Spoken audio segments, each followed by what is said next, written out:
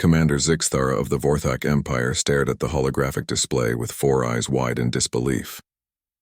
The human fleet had just executed what could only be described as impossible, a tactical maneuver so complex and multi-layered that their quantum war computers were still processing the implications 3 cycles later.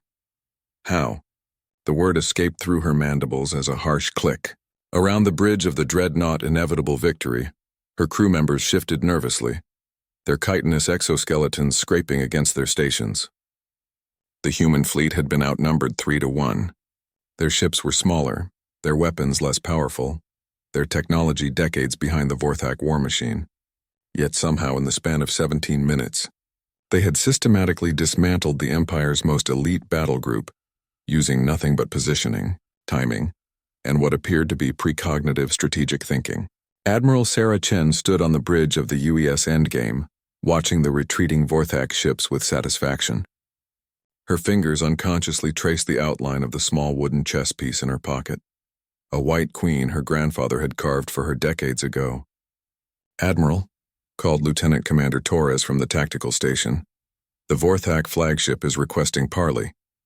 Chen nodded. "Put them through." Commander Zixthara's image materialized before them, her alien features a study in barely controlled frustration. "Human Admiral," she began, her universal translator converting her clicks and whistles into crisp English. "Your tactics today, they defy all known principles of warfare. Our strategists have studied conflicts across 17 star systems. No species has ever demonstrated such artistry in battle." Chen smiled. "Thank you for the compliment, Commander, though I suspect you're more interested in understanding how we did it than in praising us. Indeed, our empire has conquered 43 worlds. We have absorbed the military doctrines of dozens of civilizations. Yet today you moved your forces as if you could see the future itself.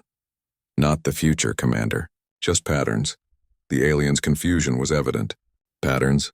Chen gestured to her tactical officer, who brought up a holographic representation of the recent battle. The movements of both fleets played out in accelerated time, streams of light weaving through space in an intricate dance of destruction. "Your fleet moved predictably," Chen explained. "Standard pincer formation, classic overwhelming force doctrine. You attacked our weak flank exactly as your military manuals would dictate." She paused, studying the alien's expression. "Tell me, Commander, does your species play games?" "Games?" Zixthara's confusion deepened. "We have competitions of skill and strategy, yes. We humans have one we call chess. It's an ancient game over 1,500 years old. 2 players, 32 pieces each on a board of 64 squares. The objective is simple: capture the enemy king." The alien admiral shifted impatiently. "What relevance does this hobby have to warfare?" Chen's smile widened. "Everything. You see, chess isn't just a game to us. It's a laboratory for strategic thinking. Every human child learns it. Our greatest military leaders have studied it. It teaches us to think not just 1 move ahead, but 10, 20, sometimes 50 moves ahead." She manipulated the hologram, highlighting specific fleet movements. "Your opening gambit, splitting your forces to attack from multiple vectors. That's what we call the dragon variation of the Sicilian defense. A powerful opening, but one with known weaknesses. By the time you committed to the attack, I had already seen the endgame." Zixthara studied the tactical display with growing comprehension and horror. You turned our strength against us. Our larger ships became liabilities in the asteroid field. Our superior numbers meant nothing when we could only engage piecemeal." "Exactly. In chess we have a saying, the threat is stronger than the execution. Sometimes the most powerful move is the one you don't make. By positioning my dreadnought here," she indicated a point on the display, "I forced you to respond to a threat that didn't actually exist, while my real attack developed elsewhere." The alien commander's 4 eyes widened further. "Your entire species trains for warfare through games?" "Not just chess," Chen continued. "We have thousands of strategic games. Go, which teaches patience and territorial control. Bridge, which emphasizes partnership and incomplete information. Risk, which demonstrates the importance of logistics and timing. Every one of them contributes to our strategic thinking." She paused, her expression growing serious. "But perhaps most importantly, they teach us that warfare isn't just about having the biggest weapons or the most ships. It's about understanding your opponent, recognizing patterns, and thinking creatively about seemingly impossible problems. Sixth Era was quiet for a long moment, processing this revelation. Your species has been preparing for interstellar warfare for over a millennium.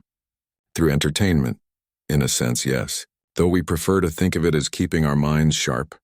Chen pulled out her grandfather's chess piece, holding it up to the camera. This little queen represents the most powerful piece on the board. Not because she's the strongest or the fastest, but because she can move in any direction, adapt to any situation. And that, she continued, is what makes humanity dangerous. We don't just fight with our ships and weapons. We fight with 15 centuries of accumulated strategic wisdom, passed down through generations of game players who never expected their hobby to save worlds.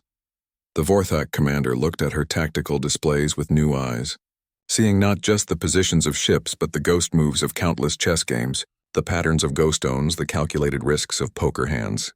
We must reconsider our approach to warfare. Chen nodded. I'd recommend starting with chess, Commander. Find some humans willing to teach you, but I should warn you, we've been playing this game for a very long time and we're very, very good at it. As the communication ended, Admiral Chen returned the wooden queen to her pocket. Around her, the bridge crew began preparing for the next phase of their mission. In the distance, the stars beckoned, and somewhere among them, other civilizations would soon learn what humans had always known. The deadliest weapon in the universe wasn't built in a factory. It was taught in childhood, one move at a time,